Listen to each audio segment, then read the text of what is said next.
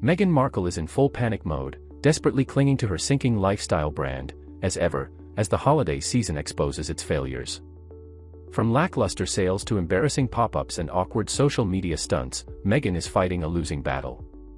Hollywood friends can't save her, Netflix is MIA, and her holiday special is trending toward disaster.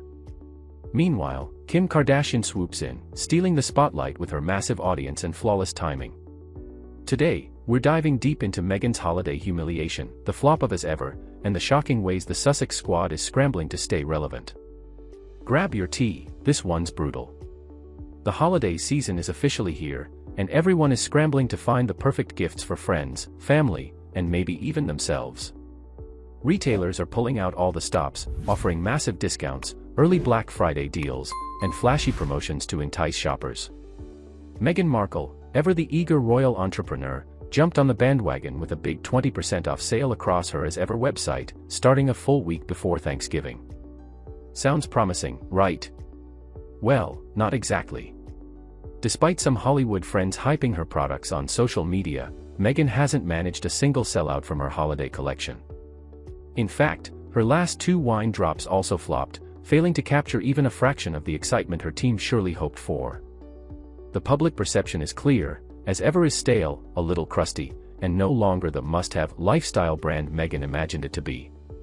People aren't buying the products, and social media engagement isn't doing her any favors either. Desperate to revive interest, Meghan is calling in old connections, leaning on longtime friends and high-profile allies to give her brand a second wind. But even with these efforts, the numbers aren't looking good.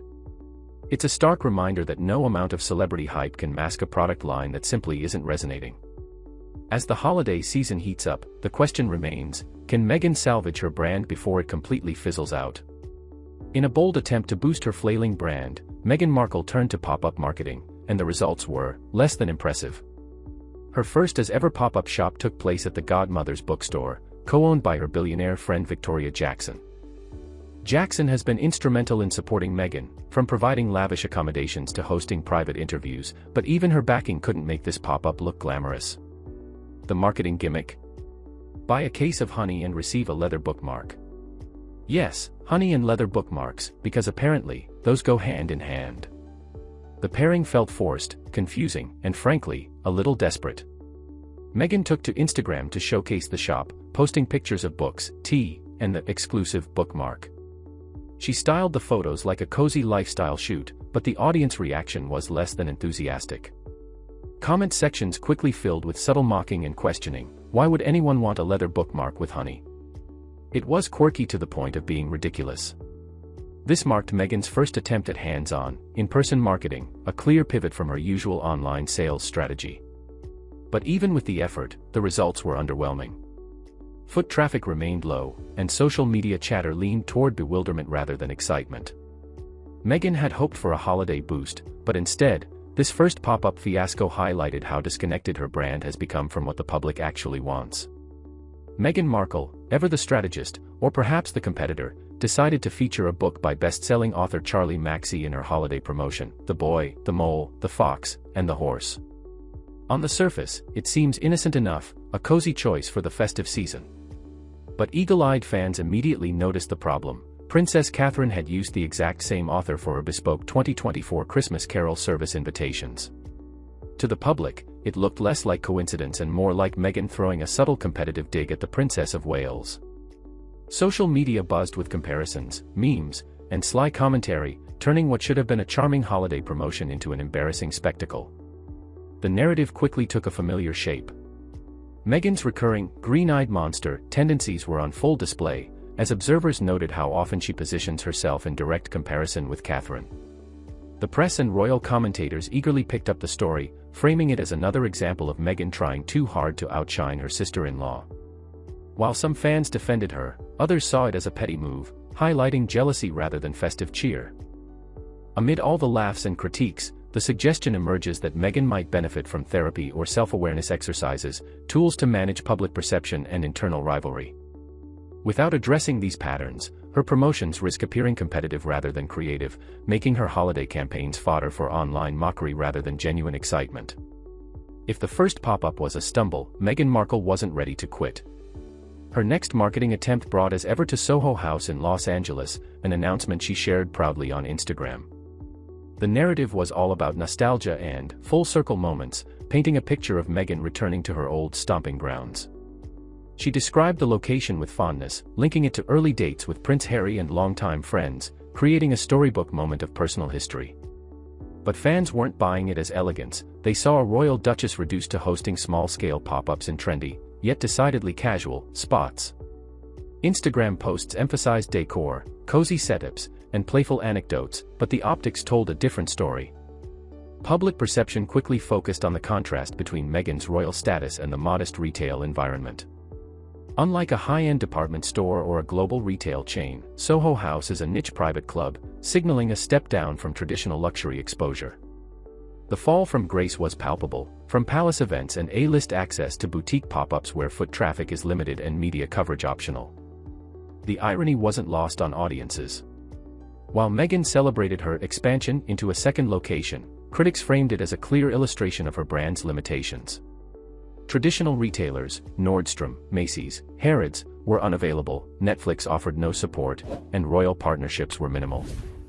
Soho House was the best she could do, a stark reminder that even celebrity status can't always buy mainstream appeal. With holiday sales floundering, Meghan Markle ramped up the marketing machine for as ever. Social media became the primary battlefield. Facebook, Instagram, Twitter, and even Pinterest were flooded with her ads. Her posts, styled to perfection, promoted honey jars, wickless candles, and apricot spreads, all with hashtags and influencer mentions meant to drive traffic. Yet despite the visual polish, the results were disappointing. Website traffic remained low, conversions lagged, and the public's excitement never materialized. Even loyal fans struggled to engage with the content, leaving Meghan to carry the weight of the campaign almost entirely on her own. Adding to the frustration were product complaints.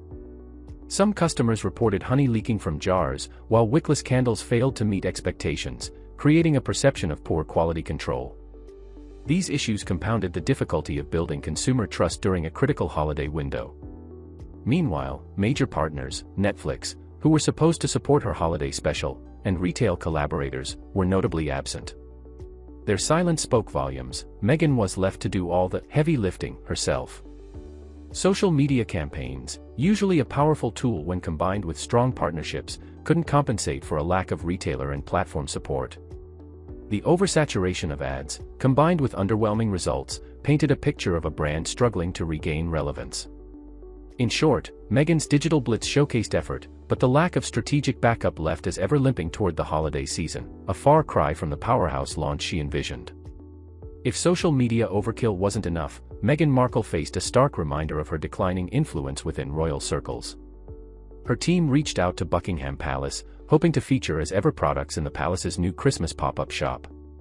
It seemed logical. Meghan is a duchess, married to Prince Harry, and a festive collaboration with the royal family could provide immense visibility. But Buckingham Palace didn't respond. The silence was deafening, a subtle yet unmistakable rejection.